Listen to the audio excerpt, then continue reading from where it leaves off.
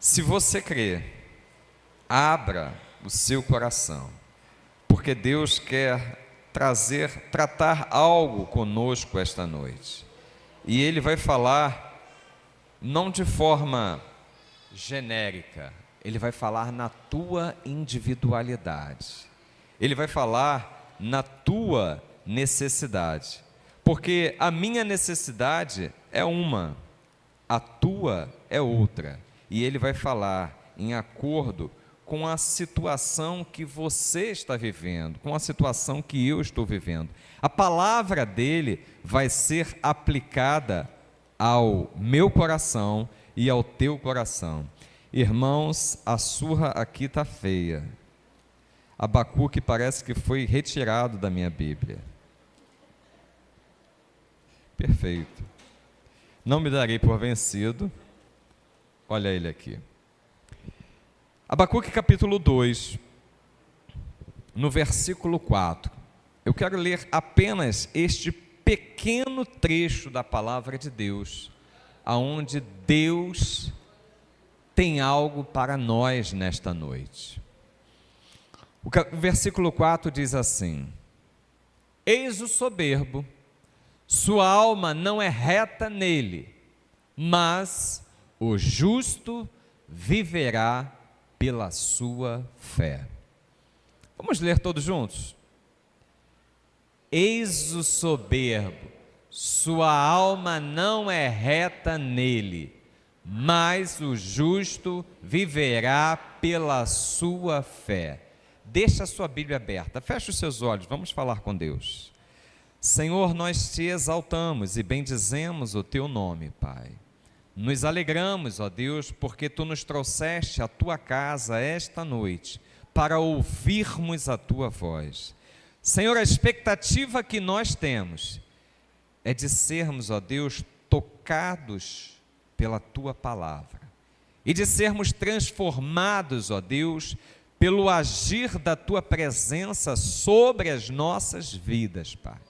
Ó Pai querido, não permita que saiamos deste lugar tal como entramos, mas ó Deus, que através da aplicação da tua palavra, a nossa particularidade, a nossa individualidade, Pai, a situação que estamos vivenciando neste momento, o teu nome seja glorificado, as nossas vidas sejam transformadas e possamos, ó Deus, sair daqui direcionados por ti, confortados e consolados pelo teu Santo Espírito.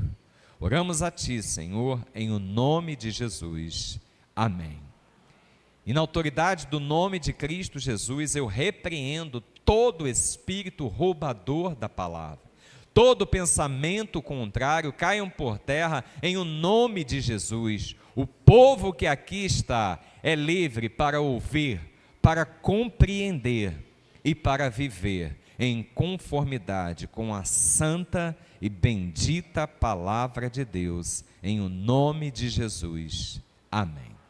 Glórias a Deus. Irmãos, Deus tem uma proposta para a vida do ser humano. E a proposta que Ele tem para a minha vida, para a sua vida, não é que nós andemos segundo os nossos próprios conceitos, tampouco que vivamos segundo filosofias que ouvimos por aí, talvez ditados, provérbios, não os provérbios da palavra, mas digo assim, provérbios populares, que vão formando a nossa cultura e muitas vezes vão formando a nossa crença. Mas Deus não nos chamou para vivermos segundo os nossos conceitos, ou mesmo os conceitos que o mundo tem. Você e eu somos homens e mulheres de Deus, que fomos chamados para vivermos pela fé. Então você pode dizer comigo: fomos chamados para viver pela fé. Fé em quê, irmãos? Fé em toda palavra que sai da boca de Deus. Irmãos, a Bíblia, ela é um manancial de promessas da parte de Deus para a minha vida, para a sua vida, para a vida de todo aquele que um dia entendeu que o melhor para a sua existência é a obediência a Deus, é entregar a sua vida a Cristo Jesus. Então, eu e você não devemos mais, até podemos, mas nós não devemos nos guiar, nos orientar por conceitos que o mundo tem, ou mesmo com achismos nossos. Por quê? Porque nós temos agora um orientador, um norteador. Esse orientador é a palavra de Deus. Essa palavra que Abacuque diz que o justo viverá pela sua fé, ela é repetida 3 vezes no Novo Testamento. 2 vezes pelo apóstolo Paulo, em Gálatas 3:11 e em Romanos 1:17, e depois ela também é repetida pelo autor de Hebreus. Quando o autor de Hebreus ele repete essa palavra, ele faz citação dessa palavra, o justo viverá pela fé, ele faz um plus que eu gosto muito de citar. Ele diz assim: o justo viverá pela fé. E ele faz uma citação dizendo assim: e se ele recuar, a minha fé não tem prazer. A minha alma não tem prazer nele. É como se Deus estivesse dizendo o seguinte: olha homem, olha mulher, você foi chamado para viver pela fé. E se você tiver uma vida diferente disso, você não vai conseguir me agradar. Você não vai viver aquilo que eu tenho como propósito para a sua existência.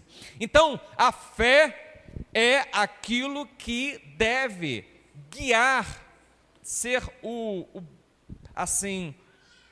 direcionador das nossas vidas. Cada passo, cada decisão, eu preciso tomar pela fé. Não me movo mais por aquilo que eu vejo, me movo por aquilo que eu creio. Amém? Irmãos, existe a fé natural, existe a fé salvadora e existe a fé sobrenatural. Eu já adianto logo para você que a fé que Deus espera que nós vivamos é a fé sobrenatural, amém? Como é que é a fé natural? A fé natural é aquela que é inata no homem. Ele já nasce acreditando em alguma coisa. Ele acredita que ao entrar no avião ele vai chegar no lugar, no destino, ele vai pousar lá no aeroporto que ele tem por destino. Isso acontece também quando nós entramos numa condução, num ônibus, numa van. Ele come acreditando que o alimento vai fazer bem para ele e vai dar o sustento que o corpo precisa. Ele trabalha acreditando que no final do mês vai ter ali o salário dele. Não é assim que acontece com a gente, com cada um de nós? Essa é a fé natural. Você tem expectativas que as coisas aconteçam porque estão na ordem natural dos acontecimentos. É uma fé natural. O homem natural tem essa fé. Mas a partir desta segunda fé, a fé salvadora, só aqueles que entenderam o chamado de Deus para as suas vidas. A fé salvadora faz com que o homem se aproxime de Deus para procurar agradá-lo. E é necessário acreditar que Ele existe, que Ele é recompensador daqueles que o buscam, como diz ali em Hebreus capítulo 11, versículo 6. Então, eu e você nos aproximamos de Deus, entendemos que o melhor para as nossas vidas é Cristo Jesus e damos aquele passo de fé em direção àquilo que Deus tem para as nossas vidas. O Espírito Santo, ele convence a mim e você que somos pecadores. Ele gera um arrependimento e nós damos aquele passo à conversão, confessamos os nossos pecados e experimentamos desta fé salvadora em Cristo Jesus. Mas a fé salvadora é tal como o primeiro passo de uma caminhada, quando você naquele dia lindo e maravilhoso, você entrega a sua vida a Cristo Jesus. Mas esse é o primeiro nível de fé que Deus quer que cada um de nós experimentemos. Mas como é o primeiro, se é o primeiro, tem o quê? O segundo, o terceiro e por aí vai. Deus fala na sua palavra em níveis de fé. E aí vem a fé sobrenatural. É nesse patamar que Deus quer que nós nos encontremos. Através dos dons do Espírito Santo, nossa fé é acrescentada. Nós fazemos e acreditamos em milagres fora da razão humana. Nós vamos além da nossa própria força. Isso é de Deus, Márcia. Louvado seja Deus pela tua vida. Eu estava aqui tentando, vamos dizer assim, administrar esse copo, essa caneca de água, mas a minha sede estava maior do que ela. Agora eu posso ficar assim bem à vontade. Mas voltando aqui à fé, através do Espírito de Deus, nós vamos viver algo da parte de Deus que extrapola a razão humana, que vai além do nosso conhecimento, que vai além da nossa compreensão. É a fé sobrenatural. Foi para isso que Deus te chamou. Amém? Deus chamou você e eu para vivermos esta fé sobrenatural, em dons espirituais, no fruto do Espírito Santo, vivendo o propósito que Ele tem para as nossas vidas. E para vivermos esta fé sobrenatural, o texto que acabamos de ler, ele nos dá assim algumas dicas. A primeira dica que ele nos dá é a seguinte: nós precisamos lutar dia a dia. Você e eu temos uma luta, é uma luta interior, é uma luta dentro de nós. Nós precisamos lutar dia a dia contra o nosso orgulho. O profeta é levantado por Deus para dizer o seguinte. Coloca para a gente, Silas, por gentileza, o versículo que nós lemos em Abacuque 2, 4. Ele diz assim: eis o soberbo. Quem é o soberbo? É aquela pessoa que está com o seu coração cheio de orgulho. É aquela pessoa que está cheio de si mesmo. É aquela pessoa que tem uma autossuficiência tão grande que ela não precisa de Deus. Deus não significa nada nem ninguém para ela. E muitas vezes, irmãos, mesmo nós que já entregamos a nossa vida a Cristo Jesus, mesmo nós que já temos experimentado que Ele é bom, nós temos uma tendência. Talvez o homem, o velho homem, aquele que foi sepultado, ele quer ressuscitar, ele quer reviver, e nós tomamos passo, abrindo o nosso coração em espaços para o orgulho e para a soberba, e isso nos afasta de vivermos esta fé sobrenatural que Deus tem como propósito para as nossas vidas. Isso aconteceu com, por exemplo, Nabucodonosor. Nabucodonosor foi instrumento nas mãos de Deus para trazer uma disciplina ao povo de Israel. Como rei da Babilônia, a Babilônia foi utilizada como vara de correção para o povo de Israel que estava andando em idolatria, melhor dizendo, o reino de Judá, o reino do sul. E aí Deus utilizou a terra de Babilônia, o reino de Babilônia, como vara de correção.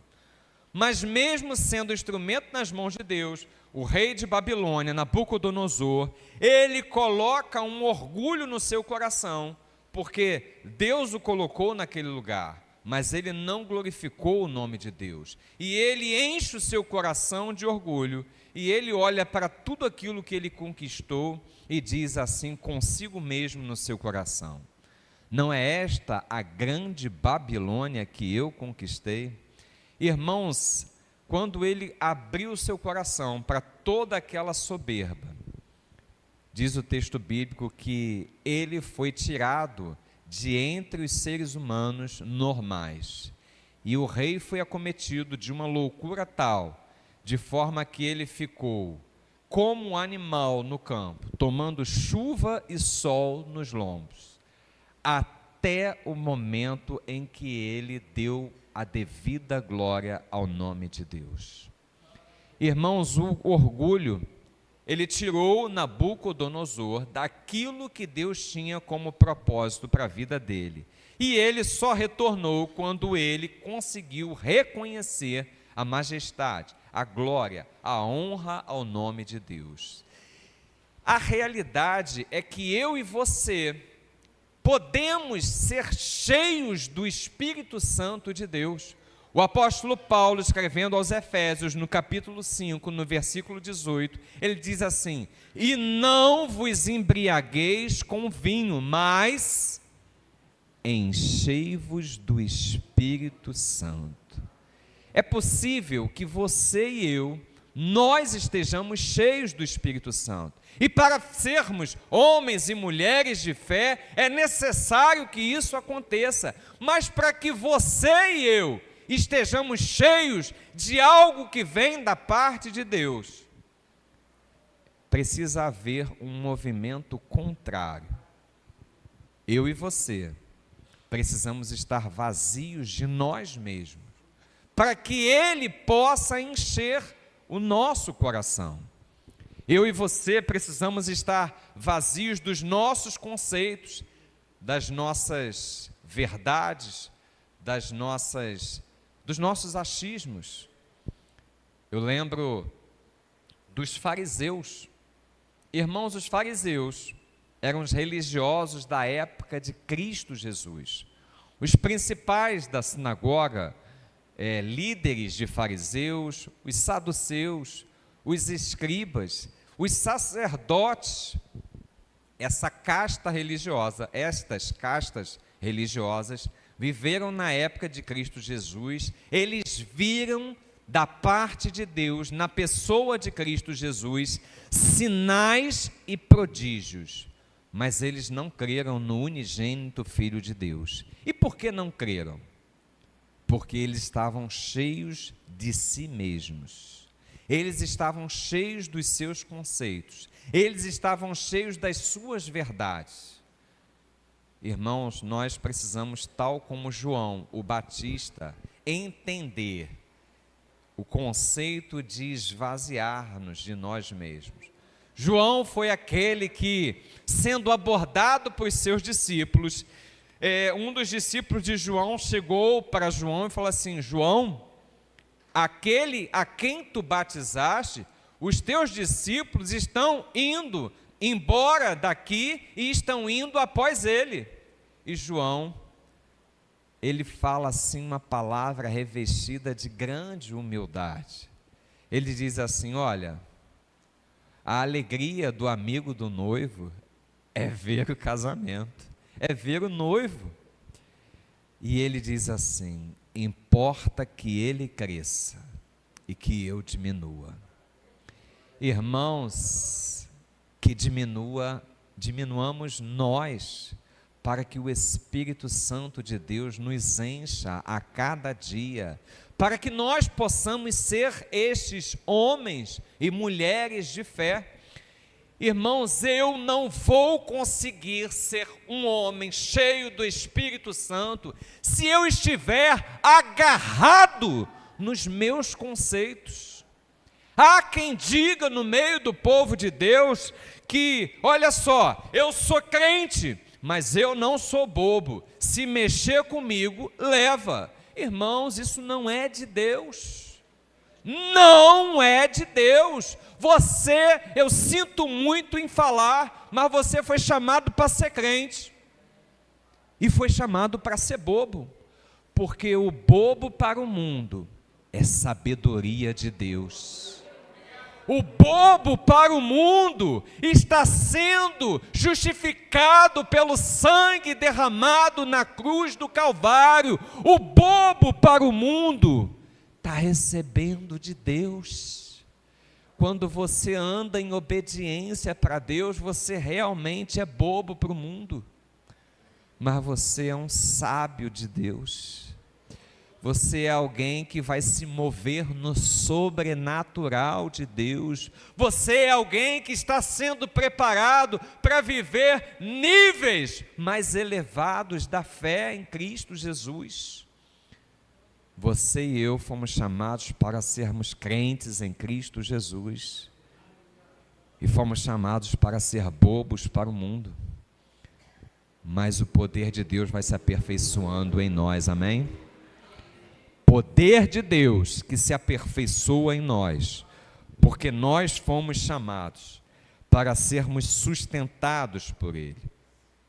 O coração altivo, ele nos impede de ouvirmos a voz do Espírito Santo, quando nós estamos cheios dos nossos próprios conceitos, quando nós estamos cheios dos nossos achismos, tomamos decisões erradas. Isso impede de nós progredirmos espiritualmente. Precisamos, irmãos, nos esvaziar dos nossos conceitos para viver as promessas de Deus. Precisamos esvaziar dos nossos conceitos e preconceitos, dos nossos achismos, aprendermos a sermos dependentes do Espírito Santo. Irmãos, se existe uma coisa que eu e você precisamos fixar no nosso coração, é que quando nós estamos inseridos num relacionamento com Deus, nós precisamos andar em dependência dEle. Andar em dependência é você, assim, ter a opinião de Deus em tudo aquilo que você vai fazer. Você vai namorar, você tem a opinião de Deus sobre aquele namoro. Você vai para o emprego, você tem a opinião de Deus sobre aquele lugar. Você vai mudar alguma coisa na sua vida, você tem o temor de Deus para pedir uma direção naquilo que você está mudando. Sabe por quê? Porque no mundo a gente já ficava dando muita cabeçada em direções erradas, equivocadas. Agora nós temos um orientador, aquele que nos guia, aquele que nos guarda, aquele que nos dá o melhor caminho. Não mais eu, não mais você, mas Deus em nós e através de nós, amém? O texto ainda nos dá um segundo entendimento sobre esta fé sobrenatural. Ele diz assim: eis o soberbo, ou seja, Deus não quer que você e eu andemos cheios de orgulho. Deus não quer que você e eu andemos cheios dos nossos próprios conceitos. Nós precisamos abrir espaço para que Ele cresça em nós. Aí ele diz assim: eis o soberbo, a sua alma não é reta nele. A sua alma não é reta nele. O Espírito Santo não age em uma pessoa inclinada para o mal. Não há como viver a fé bíblica se eu tenho alguma inclinação para o mal. Eu vou estar impedido de crescer na presença de Deus se algo em mim, no meu coração, está fora daquilo que Deus tem como propósito para a minha vida. Coloca para a gente, Silas, Atos capítulo 8, versículos 18 a 24.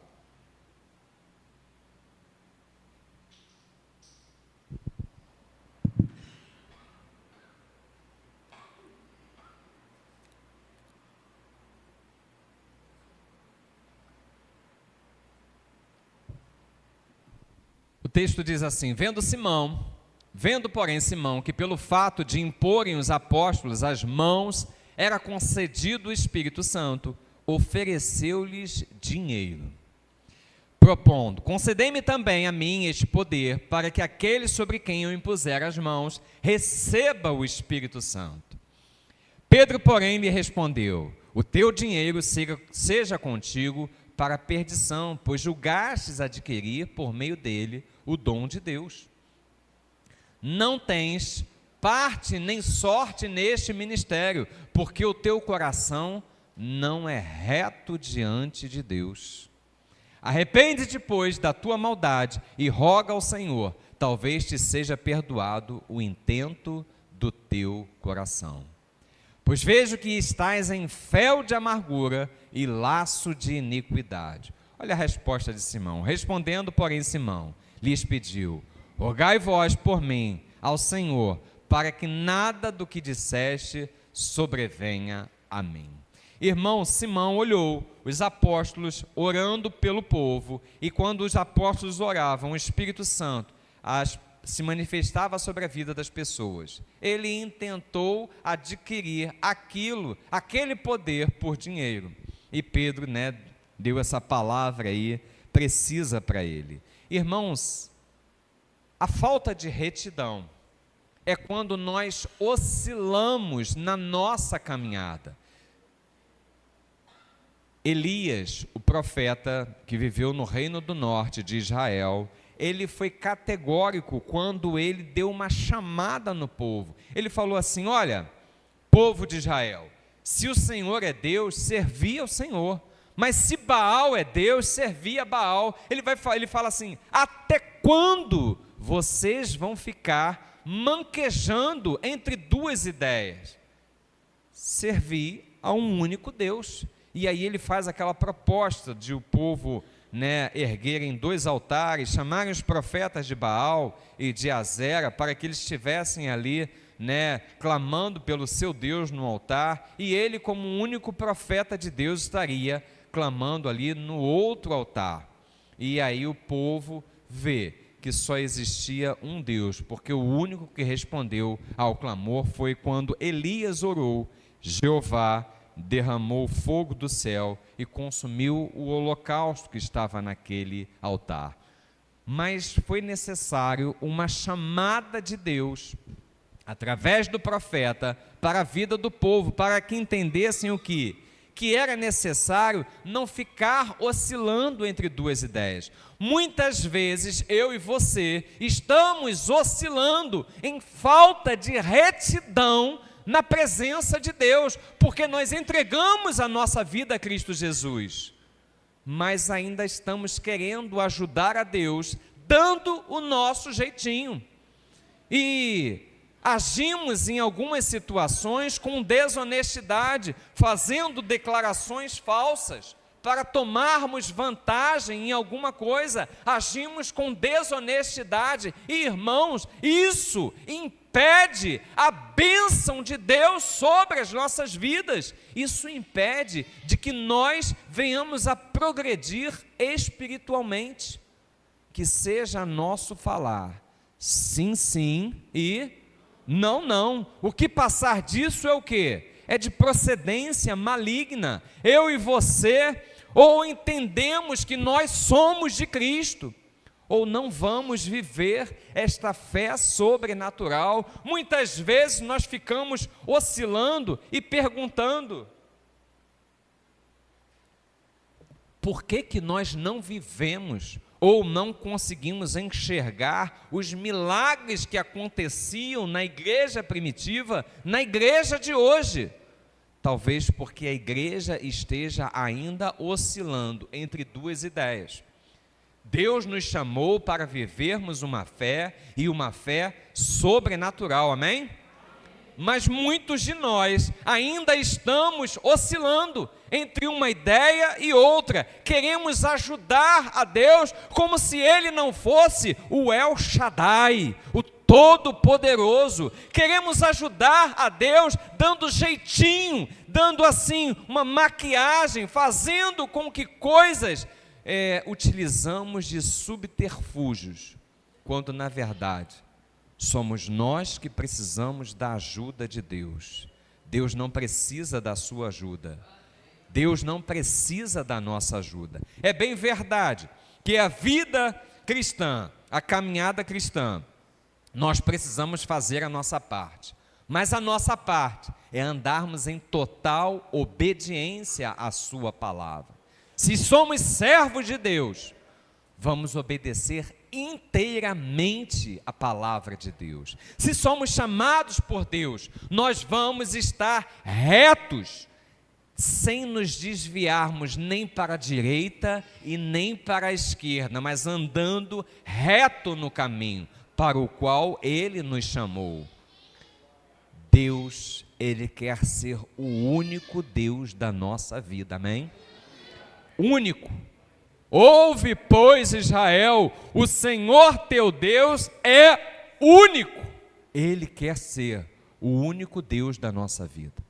Nós não damos jeitinho, nós não negociamos a nossa fé, porque toda vez que nós agimos num ato de desonestidade, numa mentira, em algo que agrada, que afronta a palavra de Deus, nós estamos negociando a nossa fé.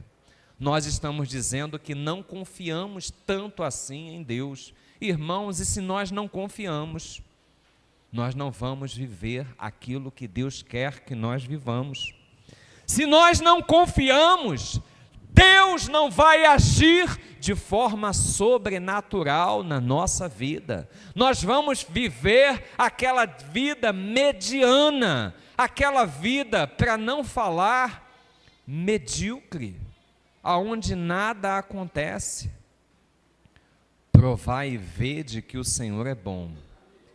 É para aqueles que confiam no seu poder, no seu amor, na sua soberania, na manifestação de que Ele tem cuidado de nós. Amém? A alma do orgulhoso não é reta nele. Não é reta nele. Mas eu e você fomos convidados para levarmos uma vida reta. Silas, coloca Atos capítulo 10, versículos 1 e 2, e depois do 44 até o 48. Nós demos o exemplo de Simão, que estava ali vendo a manifestação dos apóstolos, e se teve uma postura de falta de total noção, de temor a Deus. Mas olha agora um exemplo de um homem que se movia no temor de Deus, um gentio. Morava em Cesareia um homem de nome Cornélio, centurião da corte chamada italiana. Piedoso e temente a Deus, com toda a sua casa, e que fazia muitas esmolas ao povo, e de contínuo orava a quem? A Deus. Olha lá o 44 até o 48 agora. Pedro foi chamado para falar do amor de Jesus Cristo na casa de Cornélio. E diz o texto assim: ainda Pedro falava estas coisas, quando caiu o Espírito Santo sobre todos os que ouviam a palavra.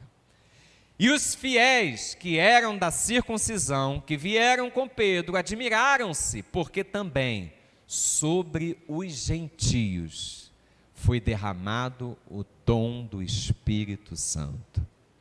Pois os ouviam falando em línguas e engrandecendo a Deus. Então perguntou Pedro: porventura pode alguém recusar a água para que não sejam batizados estes que, assim como nós, receberam o Espírito Santo? E ordenou que fossem batizados em nome de Jesus Cristo. Então lhe pediram que permanecesse com eles por alguns dias. Irmãos, diferente de Simão, Cornélio, também um gentio, mas era um homem cheio do temor de Deus, que as suas orações foram ouvidas e que ele recebeu uma direção de Deus e andou exatamente nesta direção, até que não apenas ele, mas toda a sua casa recebeu a manifestação do Espírito Santo de Deus, e todos ali desceram as águas do batismo. Por quê? Porque esse homem entendeu que Deus tinha algo a mais para a vida dele. Irmãos, não dá para que nós, não dá para esperar viver uma fé sobrenatural se estamos em pecado. Se somos desonestos, se somos adúlteros, se somos infiéis no trato, murmuradores, praticamos a maledicência, somos dominados por apetites desenfreados. Irmãos, o fruto do Espírito Santo são virtudes e qualidades que frutificam na sua vida, na minha vida, pela presença de Deus. E uma das maiores dessas qualidades que eu assim avalio, porque elas estão todas no mesmo patamar, mas eu acho assim grande, me toca muito profundo o coração, é o domínio próprio. Por quê? Porque o domínio próprio, quando nós somos movidos pelo domínio próprio, no Espírito Santo, nós não somos dominados por nada que possa ter, assim, atitude de domínio na nossa vida. Eu costumo falar o seguinte, que até o inocente cafezinho, quem gosta de café aqui, irmãos? Eu já estou com a mão levantada. Eu gosto de café. Mas eu consigo passar um tempo sem tomar café. Quando eu faço jejum, né, é de tudo, né? Mas se eu determinar no meu coração, eu consigo passar. Não é fácil, não. É com muito esforço, mas é possível. Então, até o inocente cafezinho, quando você abre a boca e fala assim, olha, me tira tudo, mas não me tira o café não, que eu não consigo ficar sem um café. Aí eu pergunto para você, quem é que está dominando quem? O fruto do Espírito Santo na sua vida, na minha vida, ele diz o seguinte, que você tem o domínio próprio. E quando nós temos o domínio próprio, nós não somos dominados por nada, nem café, nem cigarro, nem bebida, nem droga, nem qualquer outra coisa, ainda que seja algo lícito. Nem o açúcar, nem o doce, nem a gordura, nem a carne, nada vai dominar a tua vida. Por quê? Porque você, homem de Deus, mulher de Deus, vai usar de tudo que Deus colocou nesta terra, debaixo de um equilíbrio, de forma que não prejudique o templo do Espírito Santo, que é o teu corpo. Amém? Então, eu e você fomos chamados por Deus para vivermos debaixo do governo do Espírito Santo de Deus sobre as nossas vidas. E quando nós somos governados, guiados pelo Espírito Santo de Deus, nós podemos todas as coisas. Todas as coisas me são lícitas, mas nem todas as coisas me convêm. Todas as coisas me são lícitas, mas eu não me deixarei dominar por nenhuma delas. Por quê? Quem é que traz o governo sobre a minha vida? O Espírito Santo de Deus. Amém? Eu e você fomos chamados para sermos homens e mulheres de fé.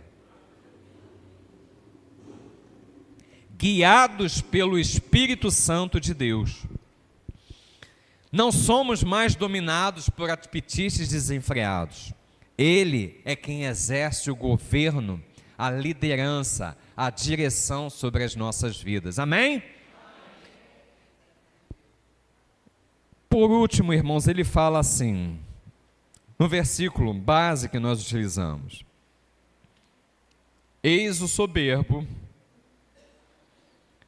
a sua alma não é reta nele, mas o justo viverá pela sua fé. É aqui, irmãos, que nós precisamos chegar. Nós precisamos nos livrar da soberba, do orgulho, de toda e qualquer altivez. Nós precisamos andar em retidão naquilo que Deus nos chamou para realizar. E aí nós vamos conseguir estar aqui, neste lugar sobrenatural. O justo viverá pela fé. O que nos torna justos, irmãos, é apenas a fé, a fé no sacrifício que Jesus Cristo fez na cruz do Calvário. Eu e você, nós estávamos mortos nos nossos delitos e pecados, longe de Deus, afastados da vontade de Deus. Mas um dia, nós ouvimos uma palavra e nós abrigamos aquela fé no nosso coração e entregamos a nossa vida a Cristo Jesus e entendemos que melhor do que o que nós tínhamos antes é essa nova vida que Ele nos oferece. E aí nós fomos tornados, porque aceitamos o sacrifício do justo, nós fomos tornados justos em Cristo Jesus. Amém? Então, quando nós chamamos, a Bíblia nos chama de justos, não é na sua própria justiça, não é no seu mérito, porque aquilo que Cristo Jesus fez por mim, eu não poderia fazer. Aquilo que Ele fez por você, você não poderia fazer. Mas Ele fez porque Ele te amou com amor profundo. Ele fez porque me amou com um amor profundo. E aí, nós fomos justificados. Agora somos chamados por Deus. Deus, quando olha dos céus para a sua vida, para a minha vida, através desta lente chamada Jesus Cristo, Ele vê você e eu, homens e mulheres justos em Cristo Jesus. Amém? Glórias a Deus. Então, diante dessa justiça de Cristo aplicada sobre as nossas vidas, somos chamados de justos e fomos chamados para experimentarmos o sobrenatural de Deus. O caminho da fé, a fé vem pelo ouvir e o ouvir a palavra de Deus. Assim diz lá em Romanos capítulo 10, versículo 17. Então, é muito importante que você e eu compreendamos isso. É uma palavra simples, mas carece de uma explicação. Fomos chamados para vivermos pela fé. Mas essa fé, ela tem que estar baseada totalmente na palavra de Deus. E quando eu tenho fé na palavra de Deus, eu tenho condições de reivindicar aquilo que existe da palavra para a minha vida. Irmãos, eu tenho condições de reivindicar e de agir pela fé, crendo que Deus, aquele que prometeu, aquele que falou, Ele é poderoso para fazer não somente aquilo que eu estou pedindo, mas Ele é poderoso para fazer infinitamente mais. Então, eu não me movo por aquilo que eu acho, porque na verdade muitas vezes eu nem acho que a coisa pode acontecer daquele jeito, mas aí eu olho para a palavra de Deus e diz assim: colocaremos as mãos sobre os enfermos e eles ficarão curados. Quem disse isso? Foi o pastor Carlos? Não. Está onde? Está na palavra de Deus. Irmãos, se está na palavra de Deus, eu vou reivindicar essa palavra sobre a minha vida, amém? Eu lembro-me de 2020, dezembro de 2020, eu e Inéia, como muitos aqui, também foram acometidos de Covid.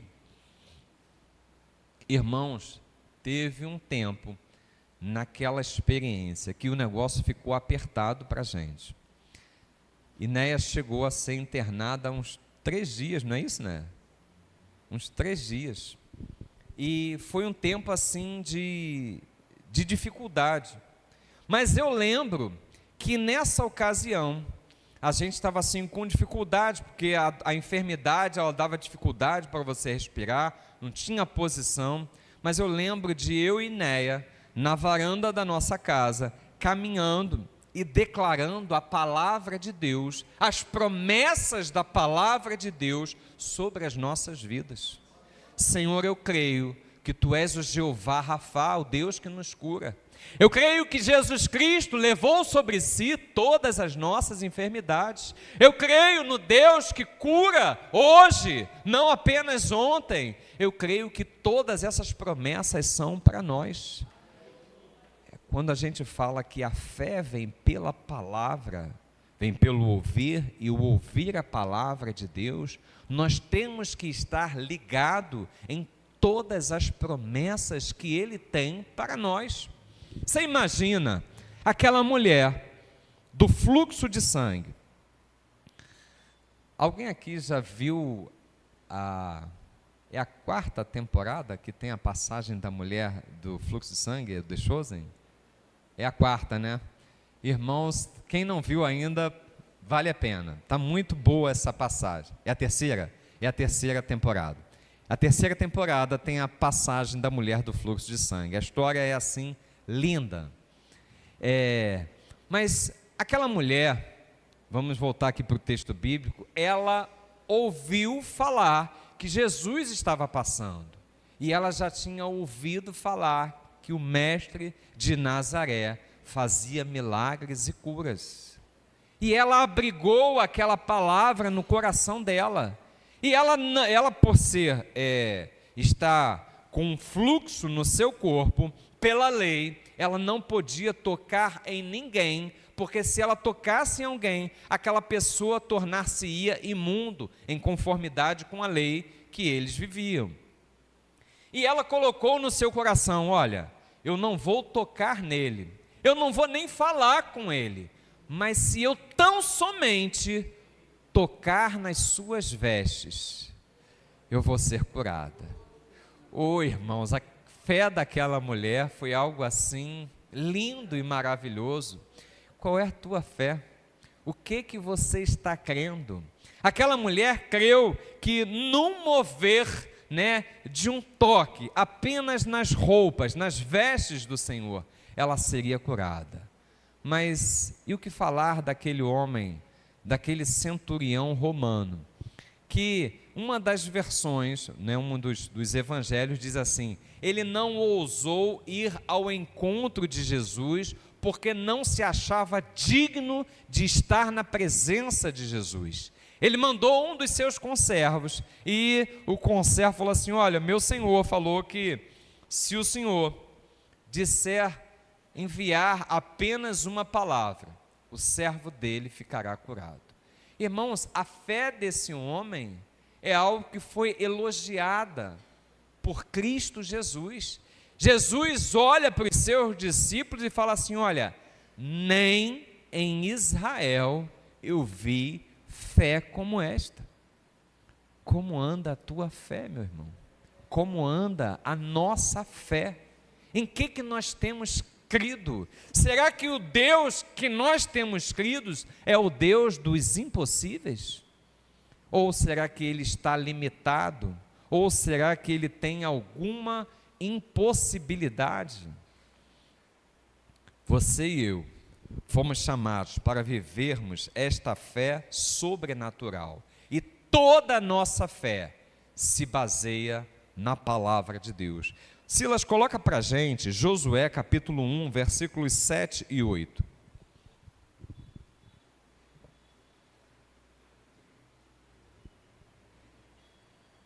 Irmão, Josué estava prestes a liderar guerras,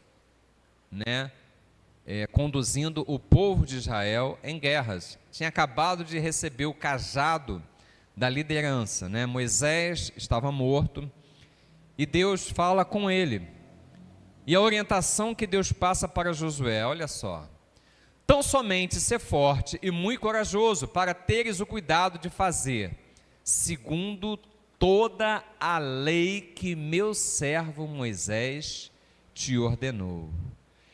Eu fico assim, essa orientação de Deus me causa bastante impacto, porque talvez qualquer um ali do povo, mesmo Josué, estivesse esperando uma orientação de natureza bélica, de como Josué iria guerrear contra aqueles povos. Mas Deus manda Josué se voltar apenas para a palavra que ele tinha dado ao povo através de Moisés. E ele fala assim: dela não te desvies. Irmãos, isso é para a tua vida, é para a minha vida hoje. Dela não te desvies, nem para a direita e nem para a esquerda, andar em retidão diante de Deus, para que sejas bem-sucedido. Tem uma versão que diz assim: para que você prospere. Você quer prosperar? Amém?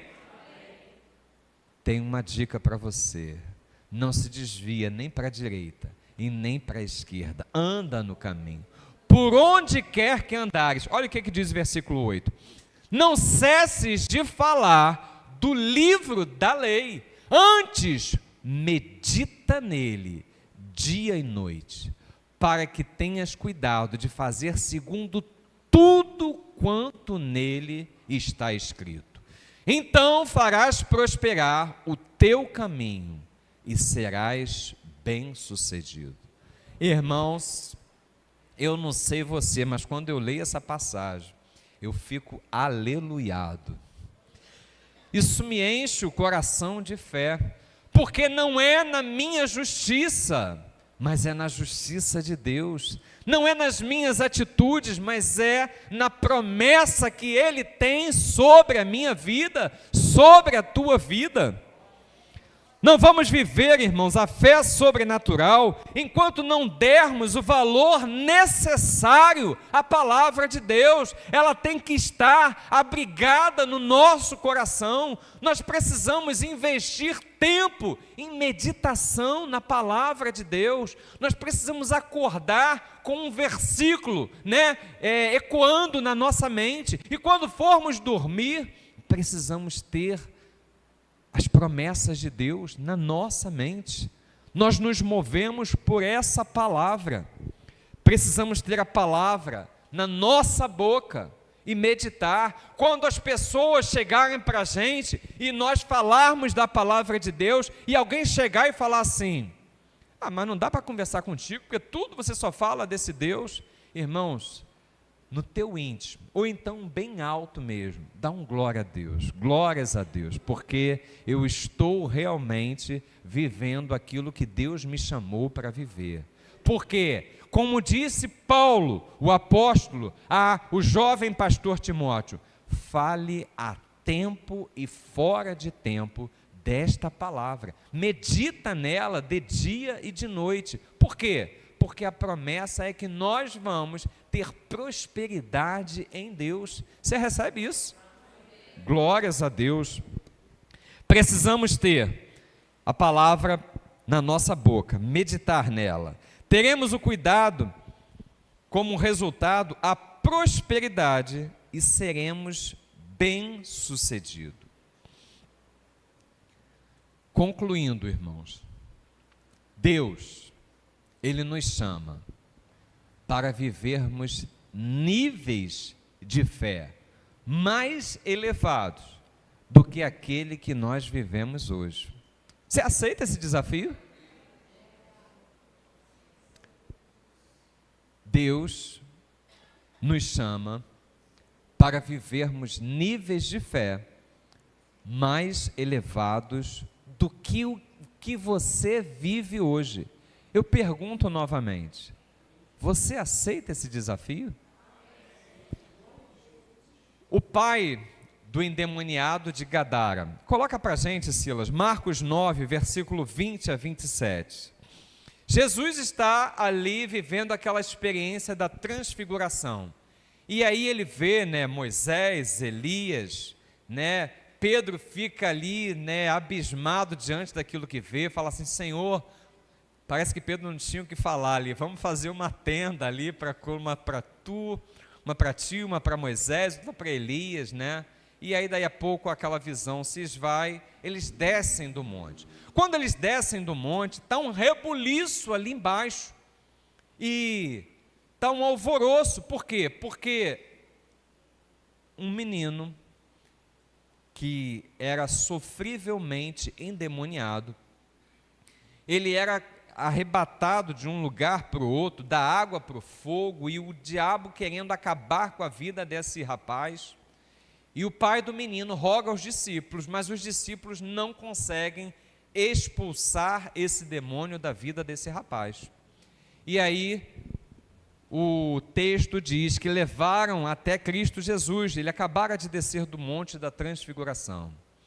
E trouxeram-lhe, quando ele viu a Jesus, o Espírito imediatamente o agitou com violência, e caindo ele por terra, revolvia-se espumando. Perguntou Jesus ao pai do menino: há quanto tempo isto lhe sucede? Desde a infância, respondeu.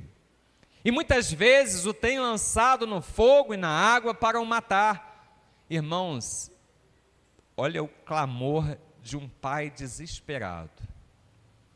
E o pai diz assim: mas se tu podes alguma coisa, tem compaixão de nós. Irmãos, aquele pai, ele não fala para ter compaixão do menino, não, ele fala para ter compaixão deles, porque tu imaginas o sofrimento que andava aquela família. Tem compaixão de nós e ajuda-nos. Esse é o clamor do pai. Ao que lhe respondeu Jesus: se podes, tudo é possível ao que? Tudo é possível ao que? Não há impedimentos, irmãos. Pequena é a minha fé, pequena é a tua fé, mas não há impedimento algum. Deus nos chamou para viver esta fé daquilo que tudo é possível ao que crê. Ao que lhe respondeu, melhor dizendo, imediatamente, o pai do menino exclamou com lágrimas.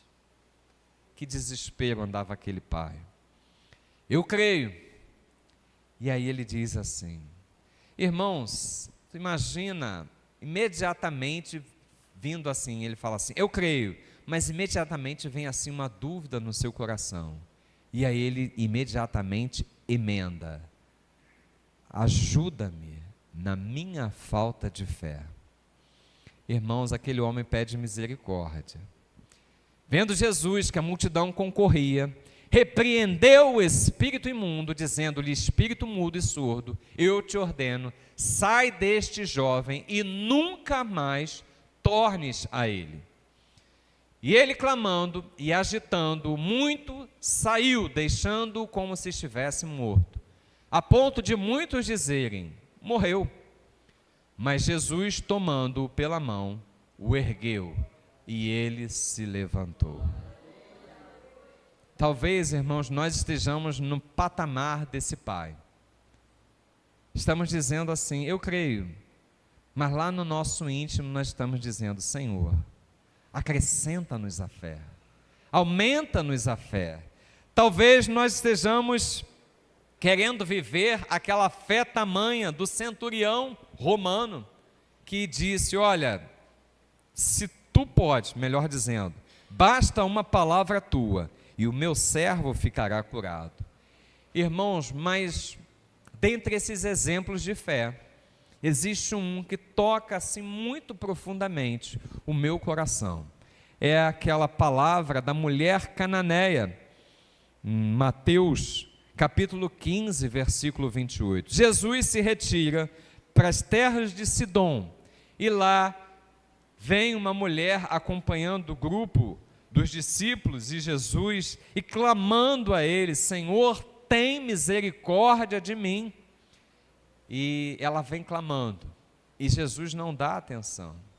Ela vem clamando, e Jesus não dá atenção, a ponto de um dos discípulos chegar a ficar incomodado e dizer para o mestre: mestre, despede essa mulher, porque ela vem, fazendo um escarcéu, um escândalo atrás da gente.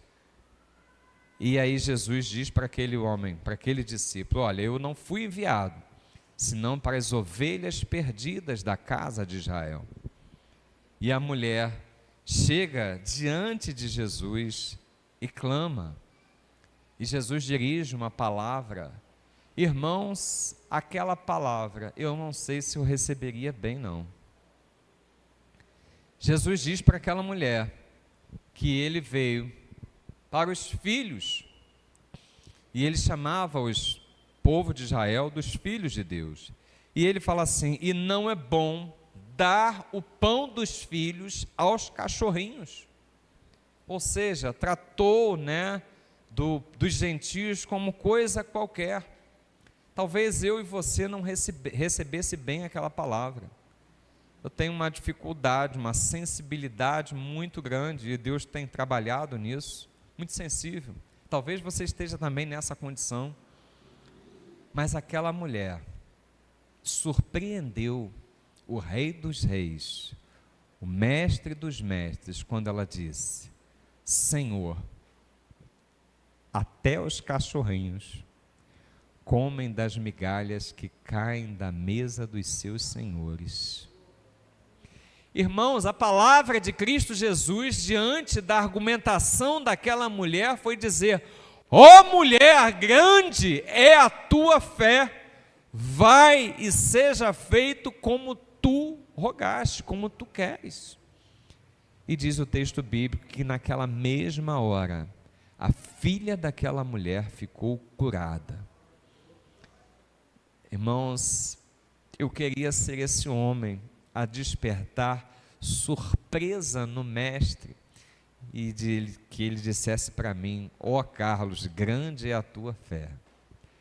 Qualquer um de vocês aqui pode ser esse homem e esta mulher a despertar o mestre a dizer: ó meu servo, minha serva, grande é a tua fé.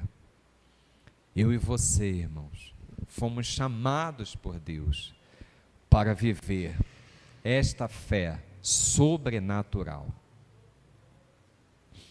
Os discípulos, Jesus havia acabado de falar sobre o perdão. E com essa passagem aqui eu estou encerrando, porque eu quero orar com vocês, irmãos. Jesus, em Lucas capítulo 7, versículo 5, se puder coloca para a gente, Silas. Lucas 7, 5. Ele tinha acabado de falar sobre o perdão. E ele fala assim: até quando, o nosso irmão vai pecar contra nós e nós vamos perdoar? Até 7 vezes? E Jesus diz assim: olha, eu não te digo até 7, mas até 70 vezes 7. E se ele for, tantas vezes contra ti te pedir perdão, você perdoa. E aí, diante de uma palavra dessa, os discípulos chegaram para Jesus e falaram assim: Senhor, aumenta-nos a fé. Talvez a sua dificuldade, talvez a minha dificuldade seja perdoar. Talvez a falta do perdão esteja impedindo de nós vivermos patamares elevados de fé. Mas nessa noite Deus tem transformação para as nossas vidas. Amém? Você crê nisso? Irmãos, não faz sentido a nossa vida, não faz sentido a nossa existência, não faz sentido nós dizermos que somos de Deus, que entregamos a nossa vida a Cristo Jesus, se nós não buscarmos viver na integralidade essa fé de experimentar o sobrenatural de Deus na nossa vida, de ver algo a mais, de provar e entender e experimentar que Ele é bom, e que Ele tem cuidado de nós, e que Ele vai nos levar a patamares, a níveis, que só nós vamos ter aquela experiência com Deus. Talvez se você falar da experiência que você teve com Deus, quem está do teu lado não vai entender, porque aquilo Deus trouxe só para você. É assim que Deus quer nos tratar, irmãos. As pessoas vão ver Deus nas nossas vidas, porque nós vamos viver, nós vamos ser estes homens e mulheres de fé que Ele quer, que Ele sonhou que nós sejamos. Você crê nisso?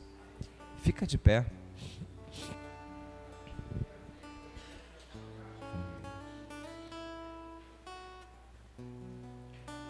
A vida que eu tenho para viver em Cristo Jesus é de fé em fé, é de glória em glória. Eu e você, como homens e mulheres, a vivermos esta fé bíblica, esta fé sobrenatural. Vamos louvar a Deus.